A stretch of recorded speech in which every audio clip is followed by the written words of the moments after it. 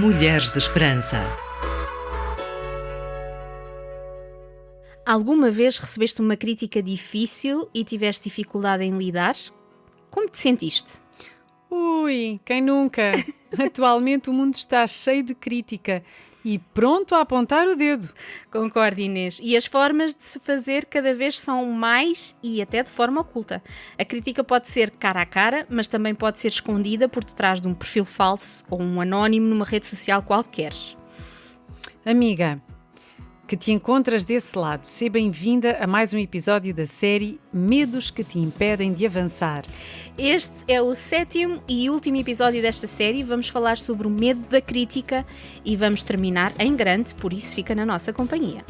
Ser criticado não é algo agradável para ninguém, especialmente quando a crítica é destrutiva. A forma como lidamos com a crítica depende de muitos fatores, entre eles o relacionamento com os nossos pais, as experiências da primeira infância, a nossa personalidade, a influência dos amigos e colegas, entre outros. Muitas vezes, sem darem conta, os pais e parentes próximos contribuem para a construção de complexos de inferioridade na mente da criança, prejudicando o desenvolvimento de competências futuras. Muitas pessoas, ao serem criticadas, entendem essa crítica como um ataque pessoal e entram numa espiral de pensamentos negativos. Sentir culpa ou vergonha ou simplesmente ficar triste depois de uma crítica é a forma que a nossa mente tem de tentar entender uma experiência que deseja evitar no futuro. Antes de continuarmos, convido-te a seguires o nosso perfil no Instagram e visitares o nosso perfil no Spotify. Lá tens acesso a todos os episódios do nosso programa. Aproveita e partilha com alguém que te seja próximo. Esperança para as mulheres em todo o mundo e através das gerações. Mulheres de Esperança. O medo de ser criticado é um sentimento bastante comum. O transtorno de ansiedade social, ou vulgarmente chamado de fobia social, caracteriza-se por tensão e medo frente a situações de desempenho social, em que a pessoa se sente exposta a julgamentos alheios. Sónia, isso pode ocorrer sempre que há uma interação social, certo? Por exemplo, na escola, fazer uma pergunta ao professor, nas apresentações orais, no relacionamento com colegas e professores, é isso? É isso mesmo, exatamente. Mas também no âmbito profissional, não ficamos só aqui no âmbito escolar. Por exemplo, como participar em reuniões, expor ideias, participar num processo de seleção e interação com colegas e clientes. Mais ainda, em todo o âmbito social. E aqui casos mais extremos, como sair com amigos, fazer compras, medo de sair de casa, por exemplo, medo de sair sozinho, de namorar, de fazer novas amizades, etc. A fobia social é um transtorno que tem início na adolescência, incapacita os jovens e adultos de evoluírem, cristaliza crenças de baixa autoestima e fracasso, com crises de ansiedade intensas e que causam sensações de pânico.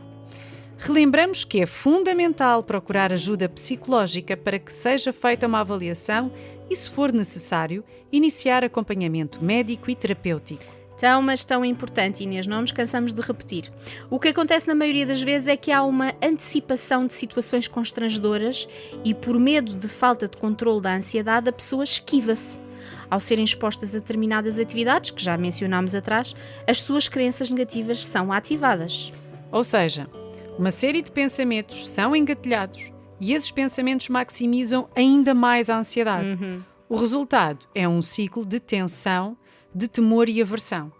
Focam-se na sua própria ansiedade e acabam trazendo à memória traumas do passado que condicionam e somatizam com as crenças negativas a seu respeito e aumenta a insegurança.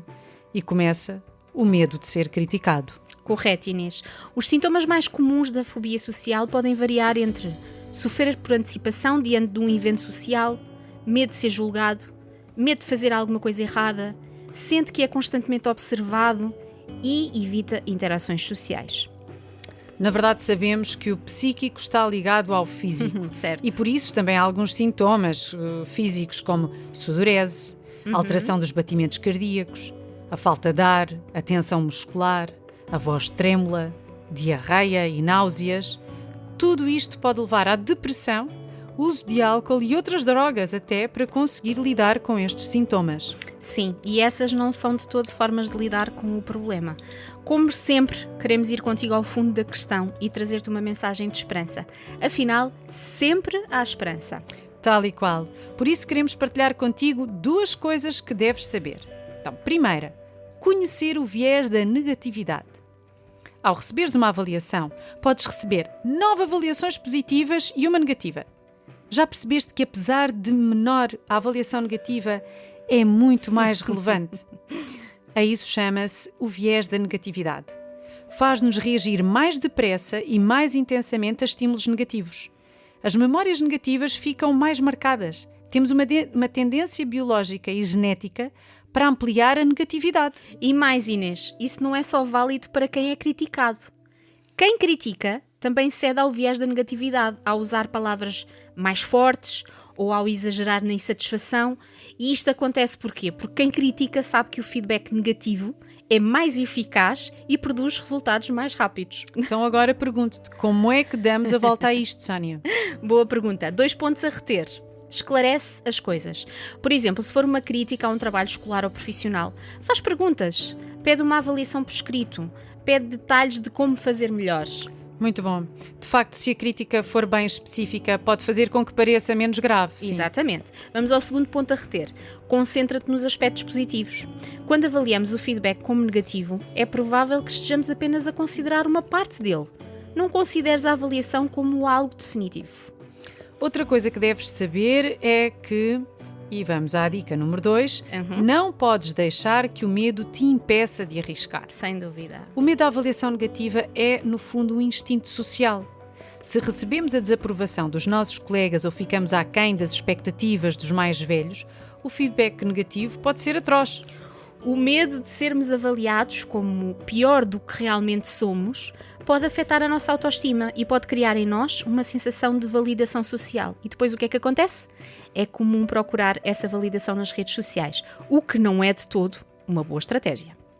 O medo de sermos excluídos pode fazer com que a crítica pareça uma ameaça de demissão ou sinal de que não és desejada ou que não pertences àquele lugar. A crítica abala a fundação principal da pirâmide das necessidades humanas de Maslow, a segurança e a aceitação. Na verdade, não há como evitar a crítica.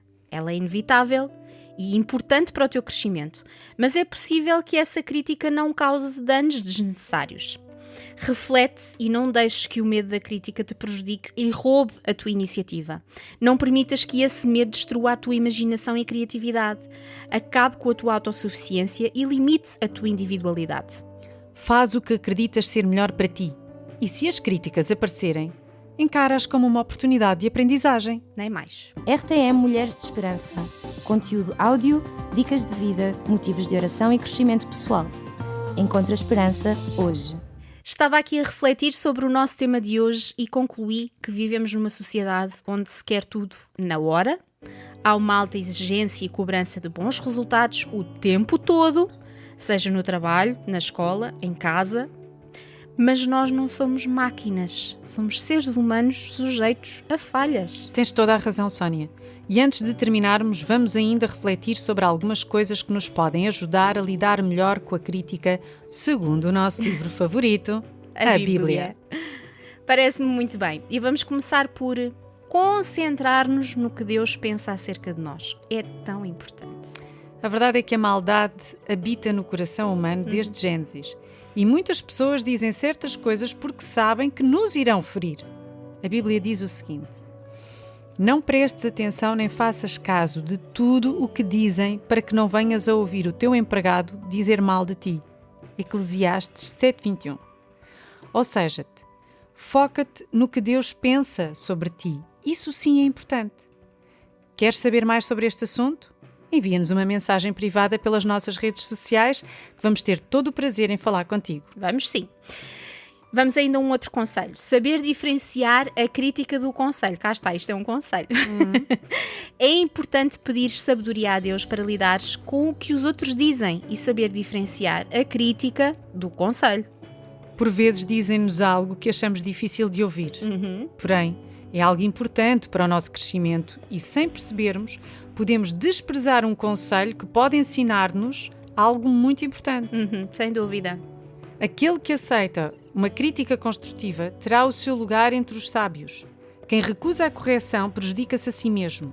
Quem aceita a repreensão adquire entendimento. Respeitar o Senhor é o cerne da sabedoria. Antes de receber honras, é preciso ser humilde. E vamos a mais uma. Obedece a Deus. Jesus sofreu muitas críticas injustas e por causa delas foi crucificado. Em vez de se defender de tantas acusações sem sentido, ele preferiu obedecer a Deus. Última. Paga o mal com o bem. Difícil, não é? Oh yeah. Mas nós somos mulheres de esperança e coisas difíceis são para nós. São mesmo. Quando alguém te criticar, fala com Deus para que nenhuma raiz de amargura fique no teu coração. Quem fica ferido emocionalmente acaba por ferir os outros, mesmo sem querer. Se sabes quão mau é ser criticada, escolhe fazer diferente. Quando vires alguém cometer um erro, mostra o que é certo e incentiva com palavras de ânimo. Há gente cujas palavras ferem como pontas de espada, mas a fala dos que têm sabedoria é como se desse saúde aos outros. Chegamos ao fim de mais uma série. Bem, e que série!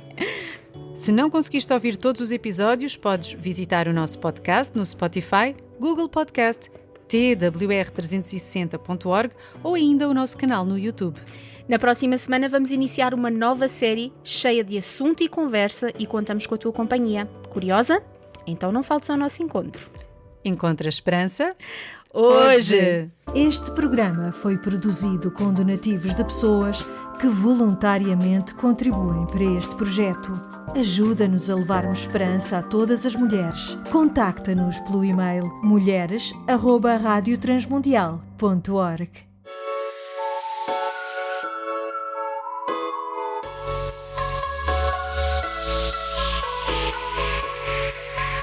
Mulheres de Esperança. Uma produção RTM Portugal. TM Portugal.